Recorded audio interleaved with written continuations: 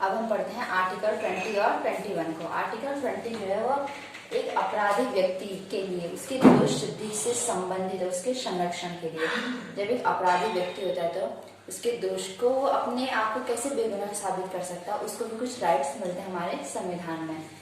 Article 20 का नाम ही जैसे आप नाम से पता चला है, अपराधों के लिए दोष सिद्धि के संबंध में संरक्षण। जैसे इसके अंदर पॉइंट्स हैं कि वो किस तरह से अपने आप को सुरक्षित या अपने आप का संरक्षण कर सकता है वो अपराधी।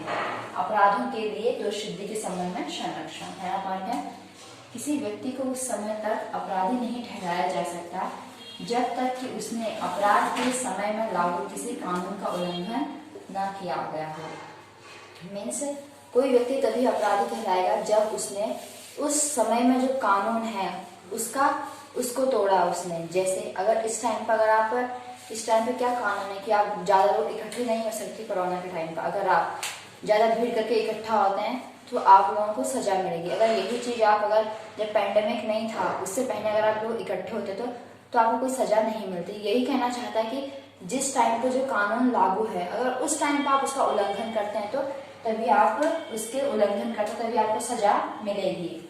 सेकंड है, किसी भी व्यक्ति को एक ही अपराध के लिए एक बार से ज्यादा सजा नहीं मिलेगी। मीन्स अगर आपने एक अपराध किया तो उस अपराध के लिए आपको एक ही बार सजा मिलेगी, एक से अधिक बार नहीं मिलेगी। इसका थर्ड पॉइंट है, किसी भी व्यक्ति को स्वयं अपने विरुद्ध गवाही देने के लिए नहीं कहा जा सकता। आपने भी टीवी में देख रखा होगा मूवीज में कि कोई भी व्यक्ति अपने खुद के अगेंस्ट गवाही नहीं देता, क्योंकि ऐसा नहीं कहा गया है। अब हम पढ़ते हैं आर्टिकल 22 को। ये आर्टिकल 21 आप पेपर में पूरा ऐसे लिख के आ सकते हैं पूरा ब्रीफली, क्योंकि इसके अंदर 3 पॉइंट्स हैं आर्टिकल 20 के अंदर। हम पढ़ते हैं आर्टिकल 21 को। आर्टिकल 21 बहुत इंपॉर्टेंट अधिकार है। आर्टिकल 21 इकलौता ऐसा अधिकार है जिसे आपातकाल के समय भी उसे नहीं रोका जा सकता।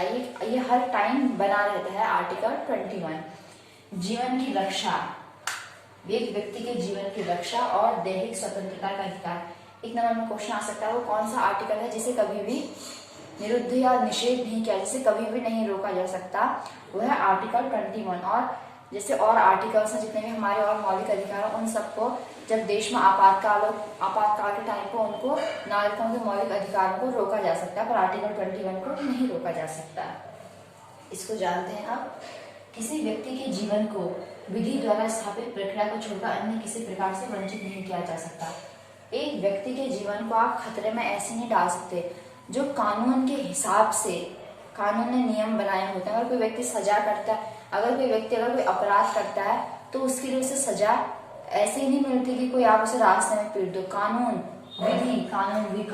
विधि मतलब कानून ने भी अगर किसी ने चोरी की तो उसके लिए कौन सी सजा बनी हुई है उसी हिसाब से उसे पनिश किया जाता है। सेकंड पॉइंट है, न्यायालय ने माना कि जीवन के अधिकार में व्यक्ति को एक झोपड़ी मीन्स एक मकान समझिए आप और रोजी रोटी का भी अधिकार है, क्योंकि उसके बिना कोई जिंदा नहीं रह सकता।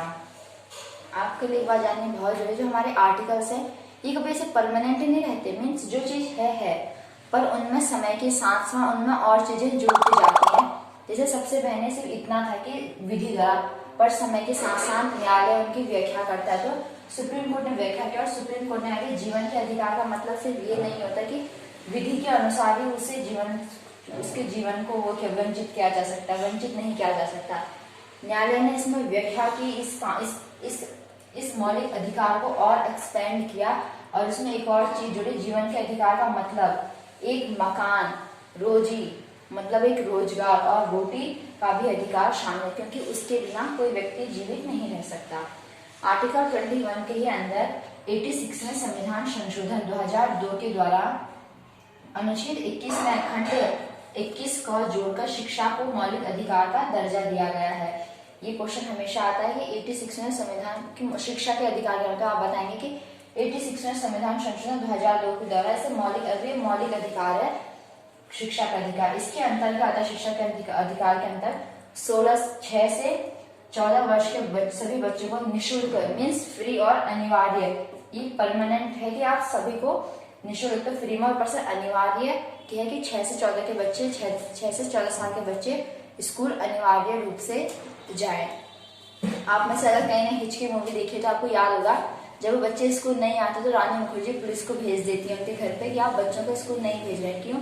ये कानून का उल्लंघन है। कानून कहता है कि 6 से 14 साल के बच्चे अनिवार्य रूप से स्कूल जाएंगे। अब हम डिस्कस करते हैं आर्टिकल 22 को।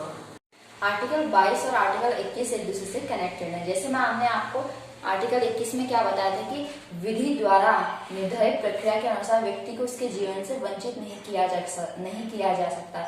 इसका मतलब आर्टिकल 22 में मीन्स किसी व्यक्ति को उसकी गिरफ्तारी का कारण बताए बिना गिरफ्तार नहीं किया जा सकता। विधि के अनुसार तो है ना, उसके किस कारण से उसे गिरफ्तार किया जा रहा है वो बताए बिना उसे गिरफ्तार नहीं किया जा सकता। उसे 24 घंटे के अंदर मजिस्ट्रेट के सामने मीन्स न्यायाधीश के सामने प्रस्तुत करना होता है।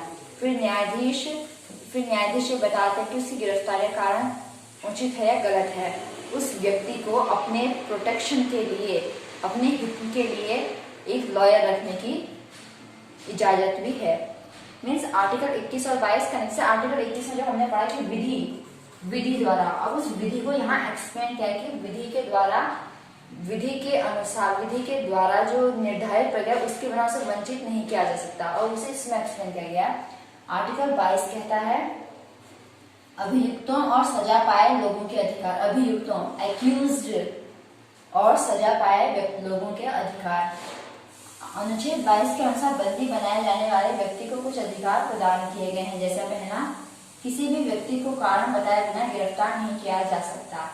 पुलिस आपको आपकी गिरफ्तारी का कारण बताए बिना गिरफ्तार नहीं कर सकती। सेकंड है, गिरफ्तार किए गए व्यक्ति को अपनी इच्छा के वकील के माध्यम से अपना बचाव करने का अधिकार है। ये सब चीजें हम नॉर्मल लाइफ में जानते हैं कि हम देखते हैं कि कोई चाहे क्रिमिनल क्यों ना हो पर उसे भी लॉयर प्रोवाइड कराया जाता है, उसे भी लॉयर मिलता है।